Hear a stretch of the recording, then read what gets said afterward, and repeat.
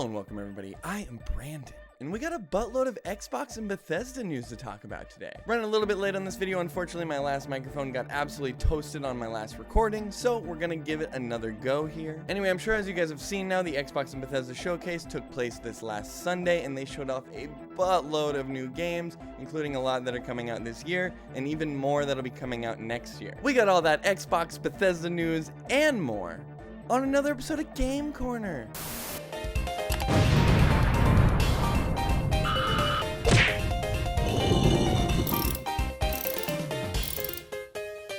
Thanks for watching, everybody. If you like what I do, please like the video, subscribe to the channel if you'd like to see more, and I'll stop wasting your time. Alright, so like I said, the Xbox Bethesda conference was just this last Sunday, and unfortunately I had some technical difficulties that kept me from getting my video out earlier, so we're gonna tackle it today. You guys might know Arcane as the developers behind the series Dishonored, as well as Prey, and more recently, Deathloop. And they showed us a lot more gameplay from their new game that's coming out next year, Redfall. The game gives me a lot of like Left 4 Dead vibes, especially because there's a heavy element with the co-op multiplayer part of the game where you kind of bring your friends into your open world segment and they can kind of help you fight vampires along the way. That's right though, instead of taking out zombies in this game, we're going to be taking out the vampiric undead. From the gameplay trailer, we can see that each character kind of has their own loadout or skills, weapons that they use to fight the vampires. The main character they show off seems to have like these special powers that allow her to, do various magical abilities, kind of like you'd see in something like Dishonored or Deathloop. And this game seems to do exactly what you'd expect from a good Arcane game, giving you all the weapons,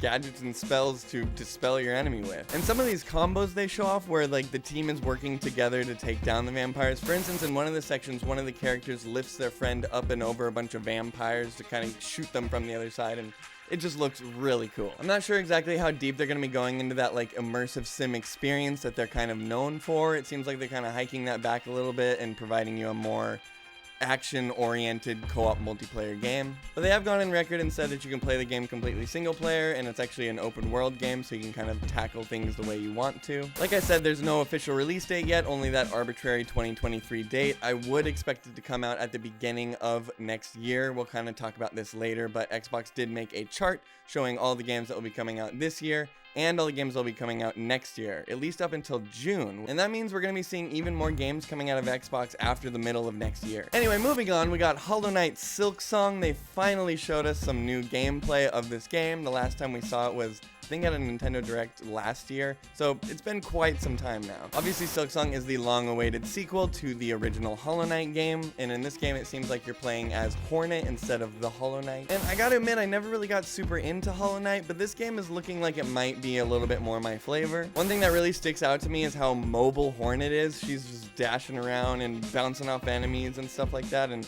that looks super fun. Once again, that arbitrary 2023 date, but it does look like this game is coming along pretty nicely, and I would definitely expect it at the beginning of next year. Next up, we got this weird and wacky game from Squanch Games. They're best known for making Trover Saves the Universe and Accounting, if you guys have heard of those before. And I gotta say, this one actually kind of surprised me. Generally, that Rick and Morty humor is kind of annoying to me, but this game seems to have a good synergy between the comedy, the way the world looks, and this over-the-top violence against weird aliens that's going on. Just silly enough with a dash of extreme violence that just hits the spot. The combat and weapons remind me a lot of Ratchet and Clank too. In fact, there's even one weapon they show off where it like shoots off little guys that go and attack your enemies, and it looks literally like the Glove of Doom from Ratchet and Clank. But the whole art direction in this game is just absolutely bonkers. I don't know if I've seen anything quite like this before, honestly. It really has its own look and feel, and that's what is really jazzing me up about this game, is it just looks a lot different than pretty much anything you're seeing out there right now. And there's actually one of a handful of games that is coming out in 2022. We can expect this in October of this year. Anyway, it looks wacky. I'd really like to see more out of this game. Hopefully we'll get some more gameplay here soon. Moving on, we got the Riot Games announcement that they're going to be bringing all of their games over to Game Pass. Keep in mind that this is just PC and mobile Game Pass, so we don't have any console announcements or anything like that yet,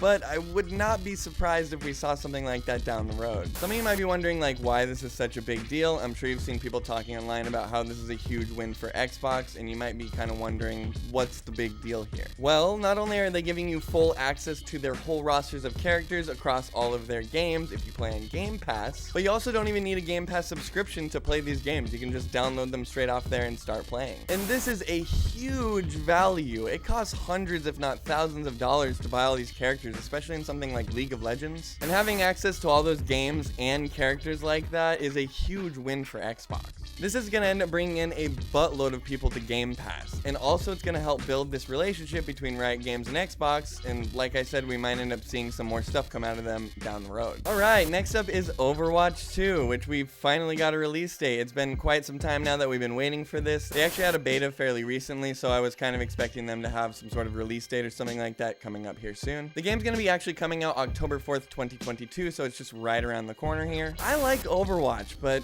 honestly, I don't know if I'm ready to love Overwatch again.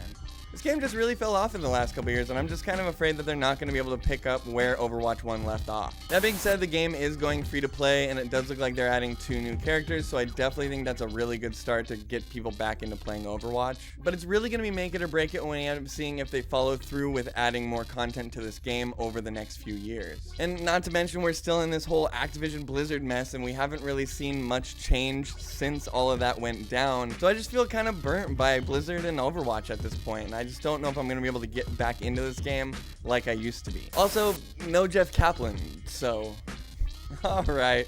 Next up we got Ark 2.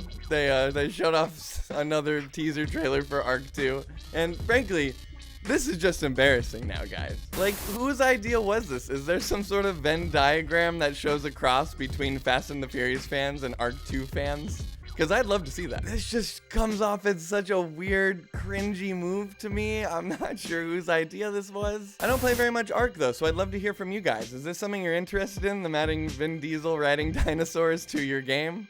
Definitely let me know in those comments down below. Up next, we got As Dusk Falls. It's a narrative, choice-driven video game by Interior Night. Kind of similar looking to something like Supermassive's The Quarry or Until Dawn. And I gotta admit, this just doesn't really look like my thing all that much. Without shitting on this game too much, because I know there's quite a few of my friends who are kind of interested in finding out what this is all about, I do think this game kind of looks bad, even. It's almost this visual novel fading from one scene into the next thing, and it just comes off as like a little lazy to me. I think these games can be pretty hard to show off in a showcase like this, especially with a lot of other very action-oriented video games. This one kind of stands out as being, you know, awkward to show off how it plays. But yeah, I don't know. There's just something about the way that this game looks that kind of rubs me the wrong way. Now, as far as smaller announcements go, Obsidian's Pentiment really got me excited. Shout out to Laska from the Game Corner community for kind of turning me on in this game. This game is written by the legend Josh Sawyer. Some of you may know him from writing Fallout New Vegas,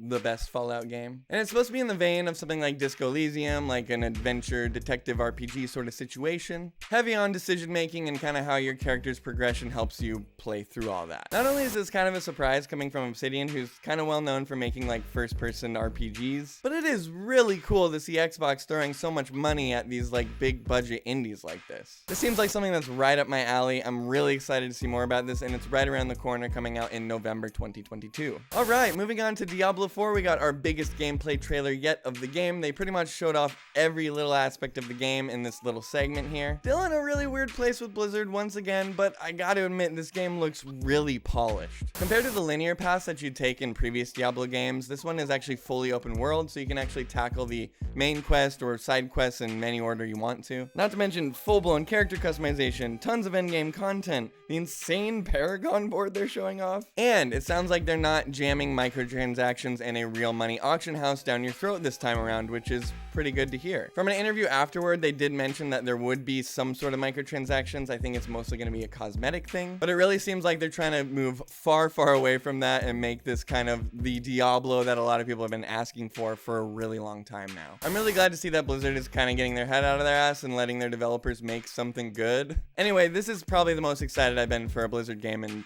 quite some time now. Holy shit, Phil Spencer did it, everybody. He got Persona 3, 4, and 5 on Xbox Game Pass before it came to Switch or PlayStation, impressively enough. Unfortunately, there is one huge caveat to this epic announcement, and that's that we have to wait another year to get Persona 4 and Persona 3, unfortunately. While Persona 5 is dropping on Game Pass this year, Persona 4 and Persona 3 are coming out staggered next year. So it'll still be some time before we get to play through those games again, but I am really excited for people who haven't gotten the chance to play through these games to come back and play through them after, getting really excited about Persona 5. Persona 3 and Persona 4 especially are stuck on the PSP, PS Vita, and PlayStation 2, so this is kind of a big deal for them to be coming to home consoles. And honestly, my only gripe with this announcement is, where's the Switch port, guys? Where's the Switch port? Huge missed opportunity. I sort of have a feeling that we will end up seeing this at some point, but as of right now, it's still MIA. And our second to last announcement here, we got Kojima Productions partnering with Xbox. Hideo Kojima graced us with his presence at the Xbox Showcase, talking about how he is working with Xbox to create an all brand new experience. He says that the game they're working on is something that he's always wanted to make, quote unquote, something completely new, to help him build a never seen before concept. Really quick, for the uninitiated, Microsoft's cloud tech is called Azure, and it is also used in stuff like Microsoft Flight Sim for real-time mapping. Just to demystify this a bit here, Azure is a cloud computing service that is used for tons of stuff. Everything from AI and machine learning to app development and deploying virtual machines. So the possibilities are somewhat endless here for how they could leverage the tech and use it within the game world. We did get a leak last week that I actually made a video on, so if you guys want any more information about this after I'm talking about it, go ahead and click up here. Anyway, like I said, there was a leak last week from the Snitch over on Twitter saying that we were going to be getting a new Hideo Kojima game, and it was called Overdose. So like I said, we know that Kojima's working on an unannounced horror game named Overdose. If this is the product in question, they could use Azure to change how the game scares you on the fly, depending on your actions, or maybe even generate horrific looking enemies using a pool of assets. Genuinely, the possibilities are somewhat endless here for how they could leverage this technology inside the game, so it kind of all depends on the concept they're going for and how they want to utilize that to scare you more better. Anyway, as I'm sure a lot of you know, I'm a gigantic Hideo Kojima fan, so I'm definitely going to be there day one for this game, whatever it ends up being, and I'm thoroughly excited to see more about this game down the road. And last but not least, we got our gigantic Starfield gameplay trailer that we've all been waiting a very long time for now. I'm a huge sci-fi fan, so the idea of getting to play Skyrim but in space just totally speaks to me. And while the game isn't exactly blowing my mind graphically, there is some clear improvements on the Bethesda formula that we're seeing here. And apparently not even skipping a beat with the scope and scale of this entire universe. First things first though, I do have to mention that this game kinda looks like No Man's Sky. I mean, I think to a certain extent a lot of space sims are gonna be, somewhat similar in the way that you fly ships around, land on planets, etc. But it's pretty uncanny, I have to say. Anyway, unlike No Man's Sky, I think this game is really gonna shine in the character development and narrative elements of the game. That's something Bethesda's always been a masterclass in, is writing interesting characters and scenarios. So getting to explore that in this alien space situation, I think is just gonna be fucking awesome. Still a little Bethesda funk going on there, especially in the faces, I noticed, but we still have quite a bit of time for them to polish up the game. And especially compared to something like Skyrim, this is a huge upgrade. I've seen a lot of discourse about this game online, and obviously being such a big game, you're gonna see every fucking opinion there is out there. But being turned off by the graphics just seems so silly to me. There's so much more going on in this game than it just not looking like the most pretty game out there. Everything from shooting, to looting, to customizing and flying your spaceship, building outposts, hiring employees and ship crew, modding weapons, and exploring a galaxy with over 1,000 planets. I mean, there's gonna be so much to do in this game. This truly is a massive game that I don't even think we quite understand the scale of yet. Anyway, I'm personally pretty stoked to get my hands on this game, even if the shooting still looks a little bit like Fallout 4. Anyway, huge sci-fi fan, huge Bethesda fan, and if they can pull off No Man's Sky, but with, better quests, characters, and situations, I'm totally game. Before we go, I did want to show you guys this little chart that they made for all the games coming out in 2022 and 2023. And as you can see, there is a lot going on over at Xbox right now, especially within the next 12 months. Keep in mind that these games slated for 2023 are all supposed to come out before the middle of next year too, so there is even more in store for us at the end of 2023. Anyway, that's about all the Xbox and Bethesda news I got to talk to you guys about today. We went through the entirety of the Xbox Bethesda Showcase. I showed you guys all the best games that they showed off that day. Definitely let me know in the comments down below what you think about that Arc 2 game and just your opinion in general about the show and the other games showed off here. Really quick, if you guys watch me, please go over to Twitter and follow me if you get the chance. I'm always providing updates about what's going on with the show, cracking some jokes, and talking about the industry over there, so feel free to come hit me up and have a chat. I'm Brandon. This is Game Corner. Thanks for watching, and have a kick-ass week.